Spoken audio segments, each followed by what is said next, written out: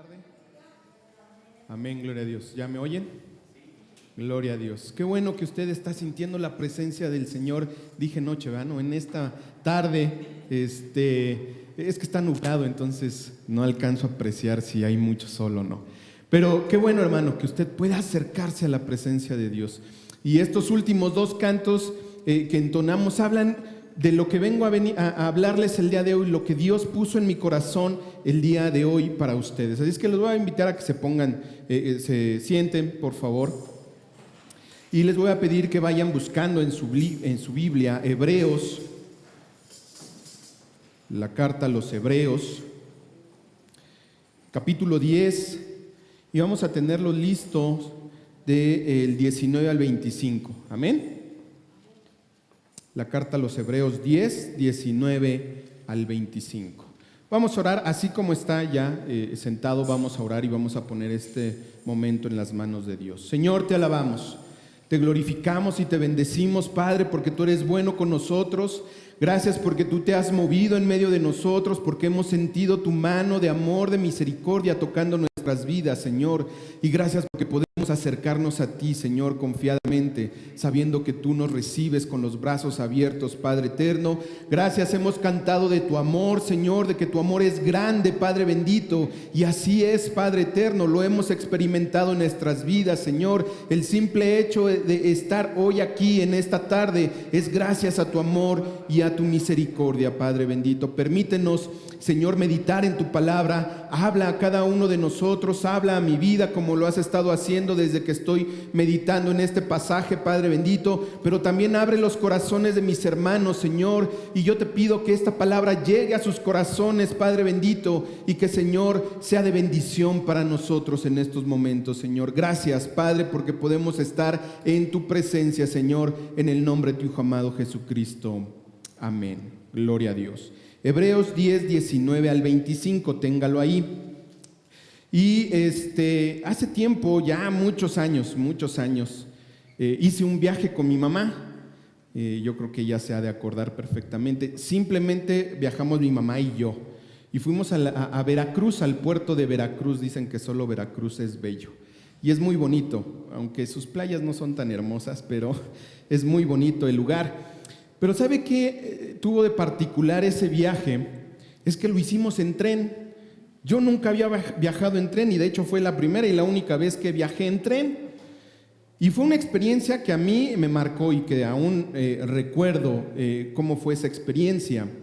Recuerdo que salimos muy temprano de aquí de la Ciudad de México y llegamos hasta en la noche a Veracruz, por la noche, cuando un trayecto de aquí a Veracruz, ¿cuánto hacemos? 4 horas aproximadamente. 5 horas en auto o en autobús. Bueno, ese viaje duró todo el día, desde en la mañana que salimos aquí hasta en la noche. ¿Por qué tanto tiempo? Bueno, porque el tren va parando. En cada poblado hace una parada y baja gente y suben un montón de vendedores y empiezan a vender ahí un rato rápido en lo que la gente se acomoda. Empieza el tren a avanzar. Usted sabe que no avanzan así de rápido, no inmediatamente, sino empiezan lentamente y van, y entonces los vendedores empiezan a bajar. Y recuerdo que había una persona que cada que sucedía eso, volvía a pasar entre los pasillos a checarnos nuestro boleto. ¿Por qué? Pues porque como sube gente y baja gente, pues tienen que cerciorarse que los que se quedaron hayan pagado su pasaje, ¿no? De lo contrario, pues tenían que salir del tren y no podían hacer el viaje. Y entonces cada que sucedía esto, que fueron muchas paradas hasta llegar a Veracruz, sucedía esto. Pasaba esta persona, revisaba nuestros boletos, estaban correctos, nos los regresaba y entonces nosotros podíamos permanecer en el tren, disfrutar de las instalaciones, por decirlo así, del tren. Esto ya por películas usted ha visto que los trenes, inclusive cuando son viajes aún más largos, tienen dormitorios, un vagón de comedor, etcétera. Bueno, si usted pagó un viaje que requiera más tiempo, pues seguro usted podía utilizar los dormitorios, bueno, pues los sanitarios, obviamente, el comedor, etcétera, ¿no? Todo lo que esto implica. Y hermanos, muchas veces hemos hecho viajes en nuestra vida, ¿no? algunos largos, otros cortos, algunos como le llamamos de placer, o sea, por diversión, porque vamos a ir a tener un momento de recreo con nuestra familia. Otros son de trabajo, nuestro hermano Oscar, nuestro hermano Gerardo viajan mucho por trabajo. Algunos otros son por alguna situación que está sucediendo y tenemos que ir a visitar a algún familiar que está enfermo y tenemos que hacer un viaje a lo mejor largo o probablemente no tan largo, pero tenemos que desplazarnos. Y hermanos, quiero que usted tenga ahorita este concepto. Nosotros estamos en un viaje, estamos en un transitar de un punto en el que nos encontramos a otro punto que queremos llegar.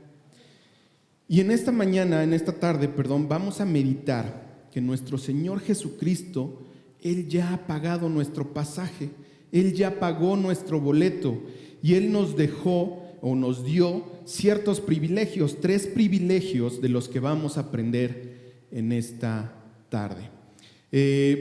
Estos privilegios los podemos tomar como privilegios o como obligaciones, depende de la postura en que usted los tome. Si hoy mi esposa me dijera al rato que terminemos de comer: David, tienes el privilegio de lavar los trastes.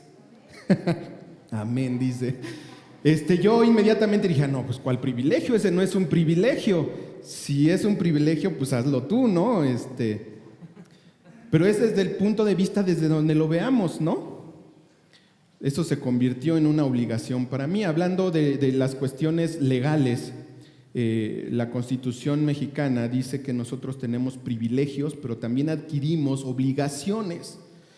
El mismo artículo que habla de un privilegio para mí se convierte en una obligación cuando yo lo aplico para alguien más. Yo lo tengo que también respetar. Y de la misma manera surge con eso. Yo le puse privilegios porque yo espero que usted entienda que precisamente esto se convierten en privilegios, no en obligaciones, que no lo hagamos de una manera obligada, sino de corazón, y en ese momento se van a convertir en privilegios. ¿Amén? Bueno, vamos a abrir entonces, ahora sí, ya lo tenía, Hebreos 10, vamos a leer del 19 al 25. Yo le puse de título a esta predicación: Él pagó el precio y nos dio privilegios. Él pagó nuestro pasaje y nos dio privilegios. Amén.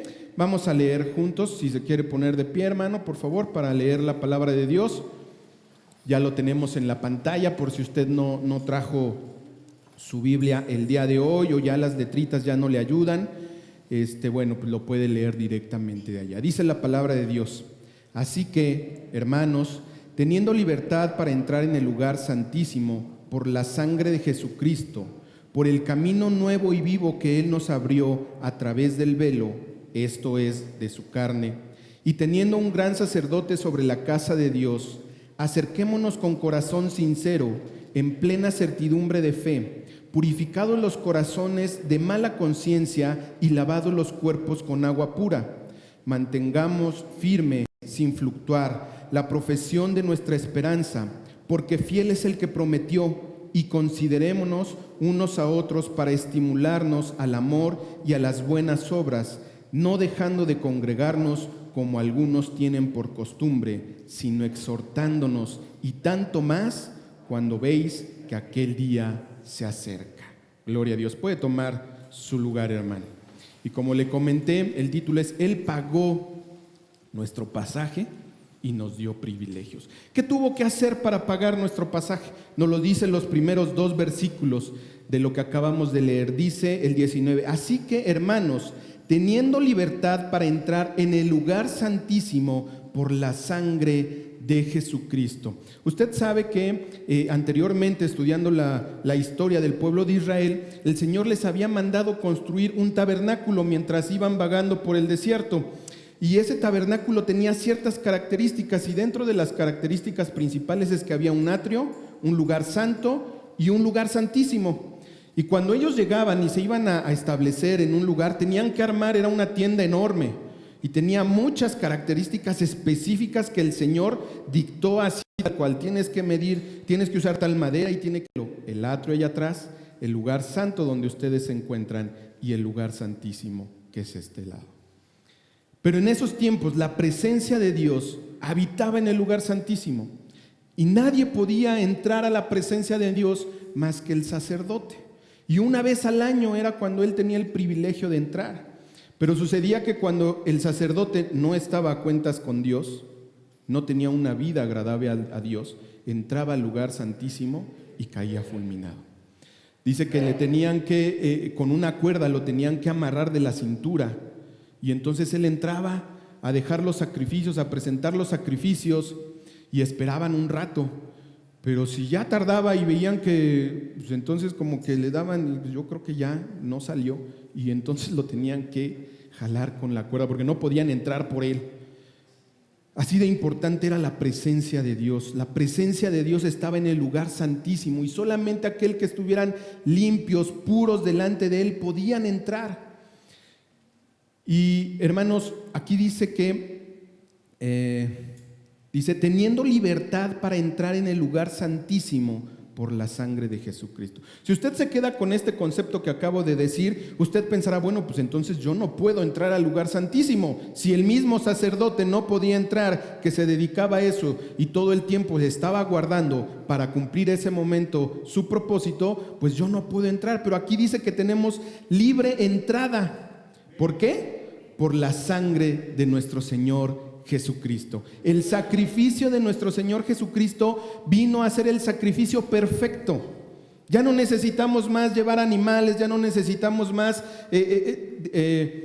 depender de otra persona, de un sacerdote, para que Él vaya y entregue nuestro sacrificio. El sacrificio de Jesucristo, dice, leyendo en pasajes anteriores, bueno, en los evangelios, que cuando Jesucristo dice consumado es, el velo, ese velo que dividía el lugar santísimo del lugar santo, se rasgó. ¿Y cómo se rasgó? De arriba hacia abajo. Y a veces tenemos el concepto de que velo se trata de una tela delgada, ¿no? Una tela inclusive hasta medio transparente. Pero no era así, hermanos, era una tela grande, porque era demasiada altura, y tenía ciertas características, como ya dijimos, que el mismo Dios había estipulado. Era una tela bordada, una tela fina. No podía de la noche a la mañana rasgarse por sí sola. Y además dijimos de arriba hacia abajo. Eso nos indica que nuestro Dios, Él mismo, tomó la iniciativa de romper con esa barrera. Y Él nos estaba dando la entrada libre al lugar santísimo por medio de su Hijo Jesucristo. De esta forma es como nuestro Señor Jesucristo ha pagado nuestro pasaje. Ya no dependemos de un sacerdote. Él es el sumo sacerdote perfecto. Él es el que intercede por usted y por mí delante de su Padre. Y ya no necesitamos quedarnos en el atrio y decir, bueno, esperemos que Dios escuche al sacerdote, y entonces mi pecado sea cubierto. ¿Sabe qué? Otra de las referencias que era justo en esos tiempos era que el sacrificio que se presentaba lo que hacía era que cubría el pecado. Lo cubría. Es como si ahorita aquí a mi Biblia yo le pusiera algo para que usted no la vea, lo cubro, pero ahí sigue, ¿no? Aquí está la Biblia, no desapareció. El sacrificio de nuestro Señor Jesucristo no solamente cubre nuestro pecado, lo elimina, lo quita de nuestra vida. Y entonces podemos sentir lo que ellos no sentían en ese tiempo, que era ese sentimiento de sentirse aliviado, de por fin haber entregado mis cargas en las manos de Dios, mis pecados en las manos de Dios, y que además, como dice su palabra, Él los toma y los echa ¿a dónde? A lo profundo del mar, y no vuelve a acordarse de ellos. Amén. Así es que por medio de estas acciones nuestro Señor Jesucristo ha pagado nuestro pasaje. Sigue diciendo, por el camino nuevo y vivo que Él nos abrió a través del velo. Aquí hace referencia al velo que decíamos hace un rato. Ese camino es el camino que Jesucristo vino a mostrarnos. Él es el camino, la verdad y la vida. Amén. Dice, esto es de su carne. Más adelantito ahí dice, a través del velo, esto es de su carne. La carne de Jesucristo, hermano, tuvo que ser traspasada, tuvo que ser maltratada. Y aunque no figuradamente sí fue rasgada, pero figuradamente podríamos entender eso. Fue tal el sufrimiento que sufrió el cuerpo de nuestro Señor Jesucristo, que viene a ser como este velo que se rasgó. Tuvo que darlo todo, tuvo que entregarlo todo, tuvo que sufrir hasta lo máximo para que derramara su sangre y esa sangre entonces pagara el precio por nosotros. Amén. Y sigue diciendo, y teniendo un gran sacerdote sobre la casa de Dios. Ya no dependemos de otras personas, hermanos. Solamente Jesucristo puede ser nuestro sacerdote. Solamente Jesucristo puede interceder por nosotros delante de nuestro Padre. Amén. ¿No le da gloria a Dios? ¿No se siente agradecido? ¿No se siente bendecido por este gran hecho que nuestro Señor Jesucristo vino a hacer por nosotros hace ya casi 2000 años? Y sigue diciendo la palabra de Dios. Y vamos a ver ahora sí los privilegios que el Señor nos ha dado. El primero es el privilegio de acercarnos. Dice el versículo 22, acerquémonos con corazón sincero, en plena certidumbre de fe, purificados los corazones de mala conciencia y lavados los cuerpos con agua pura. ¿Qué quiere decir esto, hermanos? Otra vez hace tiempo, menos, pero un poquito también de tiempo, tuve que vivir una situación ahí con mis padres. Por favor, tápale los oídos a las niñas, no se pueden enterar de esto. En mis tiempos de secundaria, hermanos, pues ya se imaginará, ¿verdad?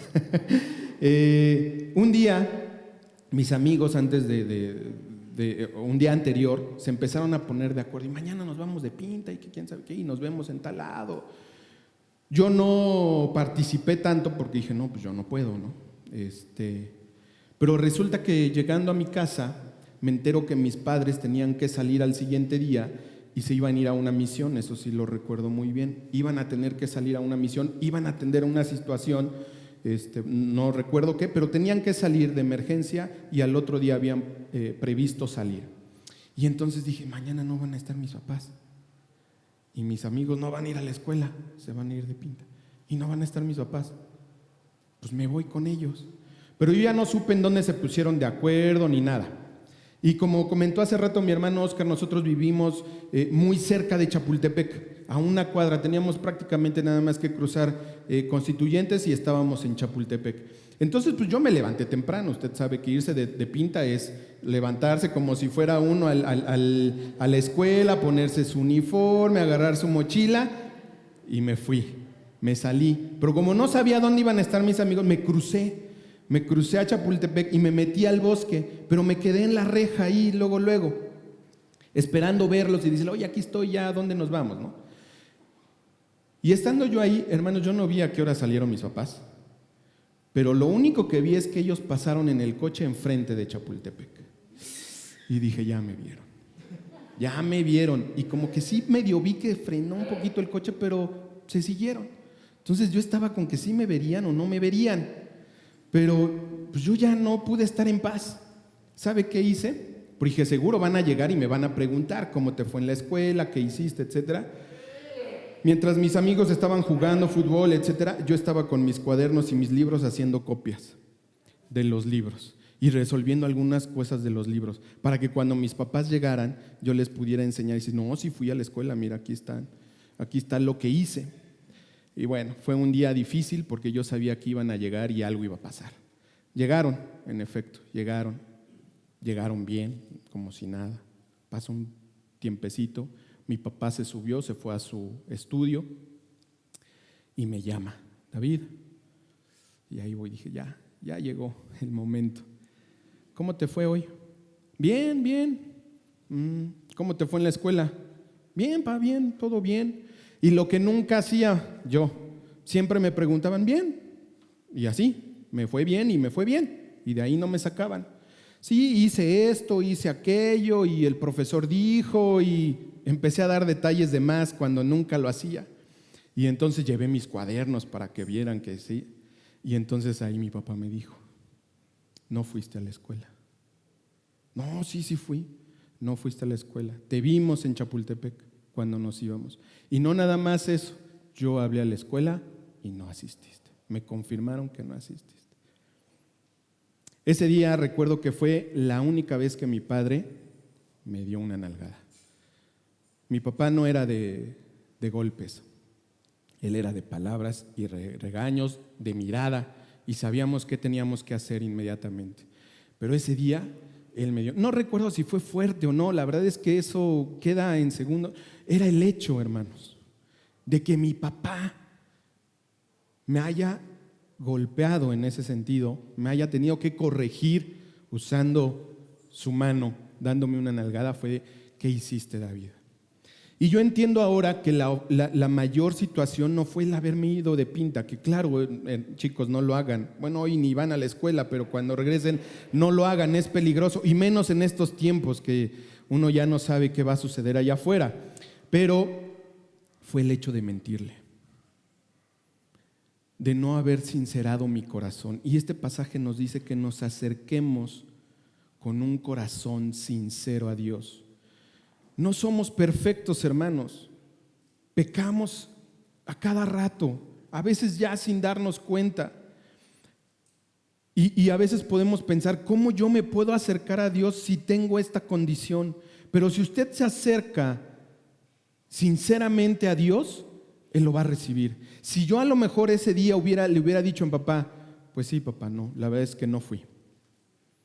Se me hizo fácil, ustedes no iban a estar, mis amigos se pusieron de acuerdo y se me hizo fácil irme de pinta. Seguramente las consecuencias las hubiera tenido que enfrentar.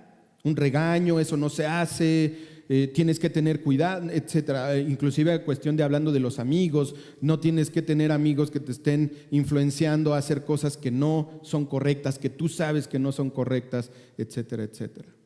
Pero a lo mejor me hubiera ahorrado la nalgada, no lo sé, o igual y no, pero hubiera habido esa situación de por lo menos enfrentar la situación sinceramente.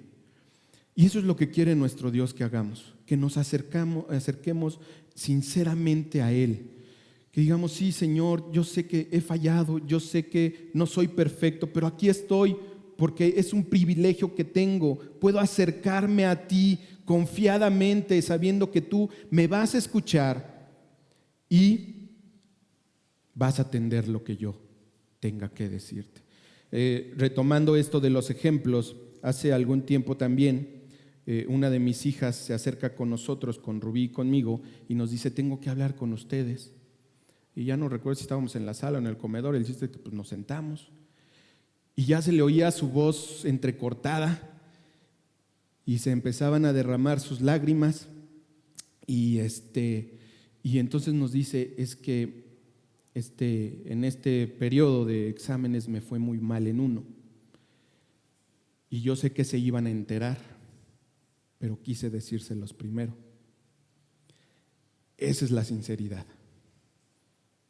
Yo sé que para ti no hay nada oculto, Señor, que todo lo conoces, que tú ves mi vida, que me conoces mejor que nadie, mejor que yo mismo. ¿Cómo voy a acercarme a ti tratando de ocultar lo que soy? Tratando de obtener un favor a pesar de cómo yo soy.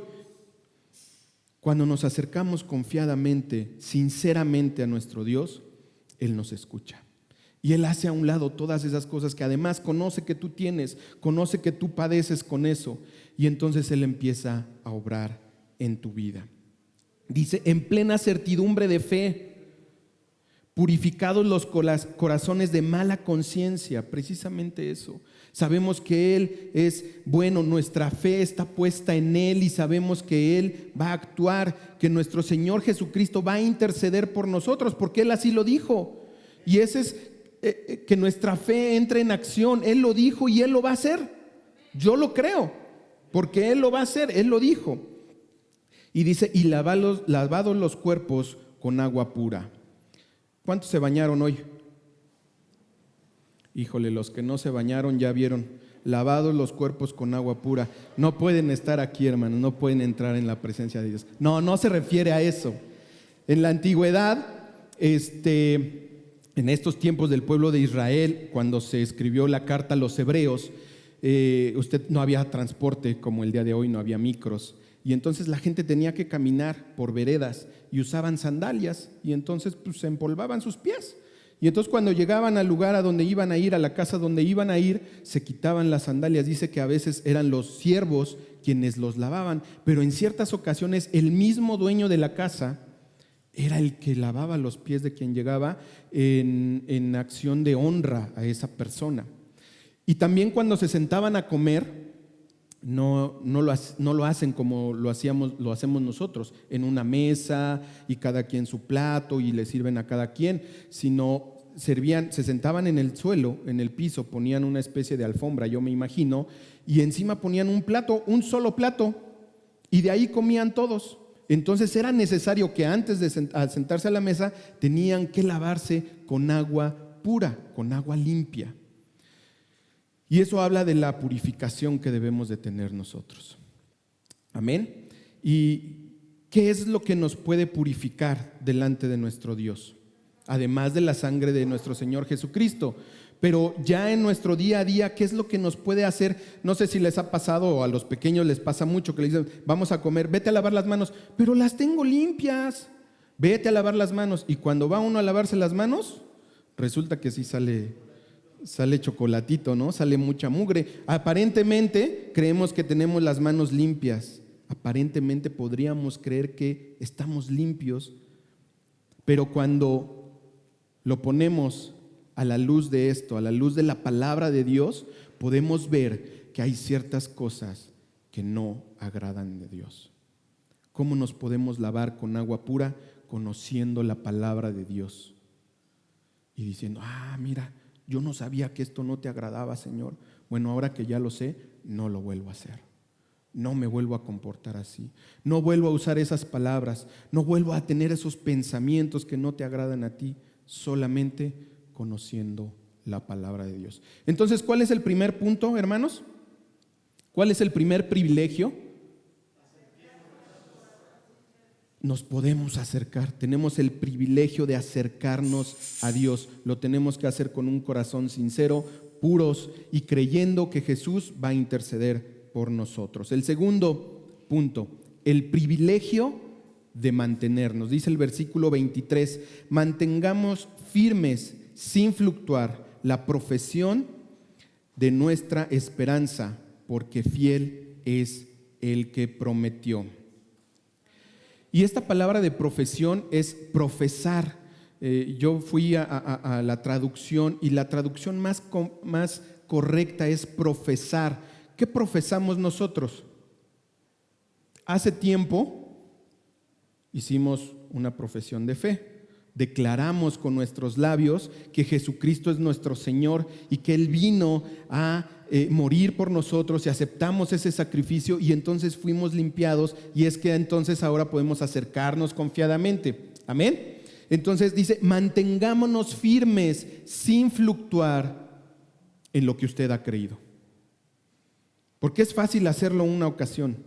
¿Cuántas personas no han venido por una necesidad a este lugar? Reciben el milagro, están 1 o 2 semanas y después se olvidan. Fueron movidos en lo que ellos creyeron en ese momento. Gracias a Dios que aquí la mayoría que estamos aquí ya tenemos tiempo en la casa de Dios, en el camino de Dios. Eso quiere decir que usted se ha mantenido. Y fíjese que dice otra palabra, dice firmes sin fluctuar. ¿Qué es fluctuar? Y yéndome igual al diccionario, hacen la referencia de un objeto que está en el mar. Un objeto que está en el mar, en las aguas del mar, no está quieto. Y el mar lo mueve a su antojo. Lo trae para aquí, para allá, de allá para acá. Eso es fluctuar. Hermano, no esté fluctuando. Que su fe sea firme. Que usted se cimiente en lo que usted ha creído, en Jesucristo. Y no permita que todo lo que estamos oyendo hoy en día, las corrientes que vienen de otros lados, de otras iglesias, podríamos decirlo, de otras denominaciones, sectas, lo muevan en su corazón. Muevan en lo que usted ha creído. El Evangelio de Dios está también aquí en este libro, en la palabra de Dios. Si usted ha creído en Él, usted debe de creer lo que dice aquí y por medio de esto también usted puede detectar qué es lo que está oyendo a su alrededor, que solamente quiere apartarlo de su Señor. No permitamos que eso nos suceda. Él nos da el privilegio de mantenernos firmes con Él. Amén. Dice, porque es fiel el que prometió. Amén. Gloria a Dios. ¿Cuántas promesas podemos encontrar en la palabra de Dios? Muchísimas, muchísimas promesas. Y voy a dar lectura a algunas así rápido. Mateo 6:36, más bien busquen primeramente el reino de Dios y su justicia, y todas estas cosas les serán añadidas. Ahí hay una promesa. Mateo 11:28, venid a mí todos los que estéis trabajados y cargados, y yo os haré descansar. Amén. Juan 3:16, este se lo saben de memoria hasta los pequeños, porque de tal manera amó Dios al mundo, que ha dado a su Hijo unigénito, para que todo aquel que en Él cree no se pierda, mas tenga vida eterna. Gloria a Dios. Primera de Juan 2:25 dice, y esta es la promesa que Él nos hizo, la vida eterna. Gloria a Dios. Juan 14:2-3 dice, en la casa de mi Padre muchas moradas hay. Si así no fuera, yo os lo hubiera dicho. Voy pues a preparar lugar para vosotros, y si me fuere y os preparare lugar, vendré otra vez y os tomaré a mí mismo, para que donde yo estoy, vosotros también estéis. Gloria a Dios. Esa es la promesa que tenemos. Esa es la principal promesa a la cual nos tenemos que aferrar. Debemos acercarnos confiadamente, con un corazón sincero, y debemos de mantenernos en nuestra fe, en lo que hemos profesado. Amén. El tercer punto, el privilegio de considerarnos. El privilegio de considerarnos. Y a lo mejor aquí es en donde va a haber más. Los otros dos dicen, pues sí es fácil, voy a ser sincero con mi Dios y voy a mantenerme. Pero aquí habla no nada más de nosotros, involucra más personas. Dice el 24 y 25, versículos 24 y 25. Y consideremos unos a otros para estimularnos al amor y a las buenas obras, no dejando de congregarnos como algunos tienen por costumbre, sino exhortándonos, y tanto más cuando veis que aquel día se acerca. Considerémonos unos a otros para estimularnos al amor y a las buenas obras. Hermanos, ¿por qué nos decimos hermanos? Porque hablamos de una familia. Amén. Y cuando hablamos de una familia quiere decir que hay armonía dentro de esta familia. Eso es lo que Dios desea, aunque sí, también conozco familias que entre hermanos llevan años que no se hablan por alguna cuestión que tuvieron, alguna disputa, entre primos tampoco se hablan, etcétera, etcétera. Pero eso no es lo que quiere nuestro Dios. Lo que Él quiere es tener una familia unida. Somos parte del cuerpo de Dios, y cada uno, por ser cuerpo, es un órgano vital, y sin Él no podríamos funcionar. Así es que usted es importante dentro de esta iglesia, de la iglesia Filadelfia. Usted es valioso para cada uno de nosotros, pero esto nos dice que nos debemos de estimular al amor y a las buenas obras, hermano. Y eso de estimularnos al amor quiere decir que yo puedo ir y decirle a un hermano, hermano, ¿cómo va tu día? ¿Cómo vas? Te amo, hermano. ¿Necesitas algo? ¿Quieres que te ayude? ¿Quieres que ore por ti? Pero también implica que alguien se acerque conmigo a hacer exactamente lo mismo. Pero también nos pueden llamar la atención y decir, hermano, la otra vez lo vi, hermano, y lo vi de esta forma, y creo que eso no es agradable a Dios. Debemos de aceptar en amor, dar en amor consejo y recibir en amor el consejo. A veces nos gusta dar consejos, ¿no? Y andamos y ahí decimos, no, es que el hermano está mal, y no, y es que esto, y debería de hacer. Pero cuando hablan de nosotros, ahí sí ya. No se metan en mis cosas. Yo soy así y no voy a cambiar. Y menos si ustedes me lo dicen. Entonces, somos una comunidad que estamos buscando lo mismo: agradar a Dios y llegar a ese momento que Él venga por nosotros. Pero en medio de nosotros, es más, yo mismo, todos somos una comunidad de pecadores. ¿Amén o no amén? Todos fallamos. Entonces, ¿por qué pretendes que tu hermano no? Si tú mismo eres pecador, ¿por qué pretendes que los demás se comporten de una manera excelente, sin ningún error, sin ninguna situación, cuando tú mismo no lo puedes hacer?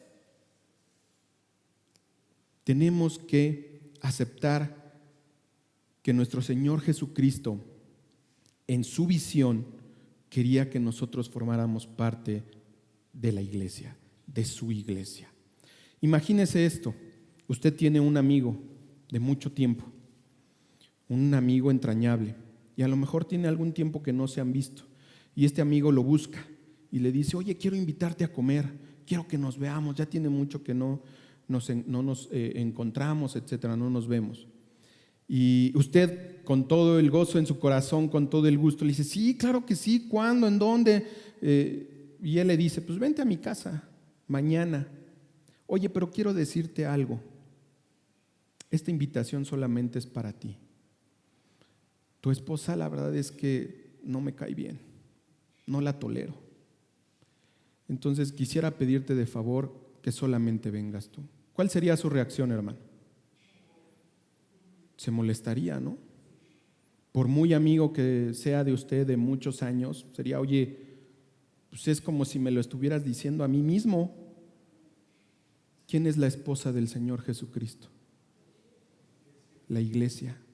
Y a veces hablamos mal de ella, hablamos mal de nuestros hermanos, a veces ya no queremos venir a congregarnos. El que rechaza a la iglesia, rechaza al esposo, rechaza a Jesucristo. Medite bien en esto: el que rechaza a la iglesia, a la esposa, rechaza al esposo, a Jesucristo.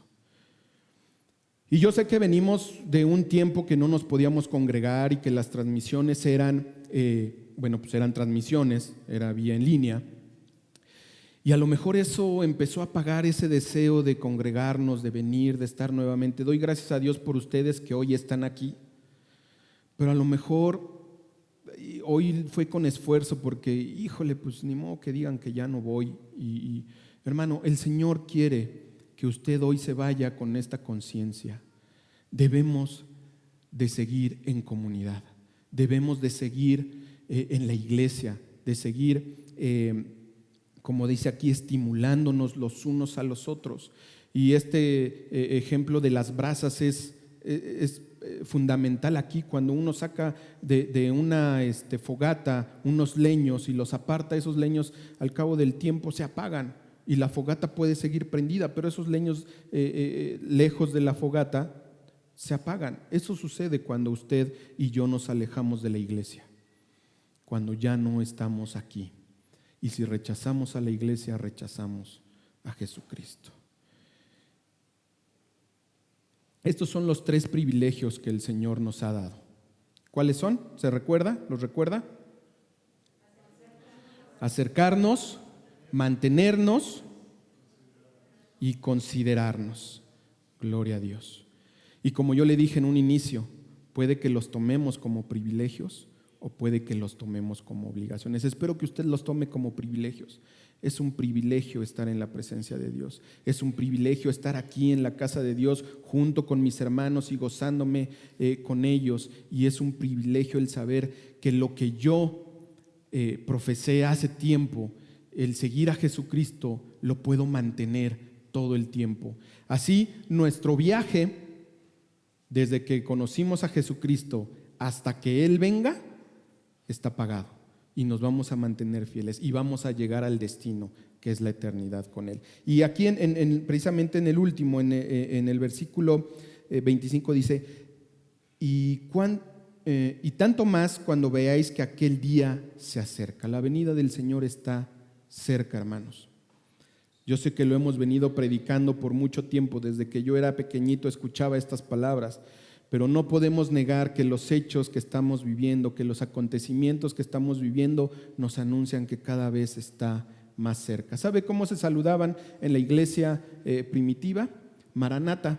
Se decían Maranata tanto al entrar como al salir, al llegar como al salir. ¿Y qué significa Maranata? Cristo viene. Pensé que iban a decir librería cristiana, pero no.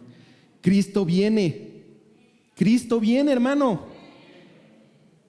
A lo mejor es un amén, pero a lo mejor es un amén con temor. Si viene hoy, ¿me iré con Él? No, que me dé unos minutitos en lo que oro y me pongo a cuentas. No vaya a ser. Cristo viene, hermano, y debemos de tener en nuestra mente esa frase: Cristo viene y está más cerca que nunca. Así es que tomemos estos privilegios. Una vez que conocimos que Él ha pagado por nosotros, que Él dio hasta su sangre, hasta la última gota de su sangre y todo lo que sucedió para que hoy usted podamos tener el privilegio de acercarnos al lugar santísimo con toda confianza. Y todo lo que esto conlleva, el mantenernos firmes, el hacer una comunidad en amor y en respeto entre nosotros y estimulándonos a hacer buenas obras, a hacer el bien como a Dios le agrada, pues entonces vamos a poder llegar a ese momento.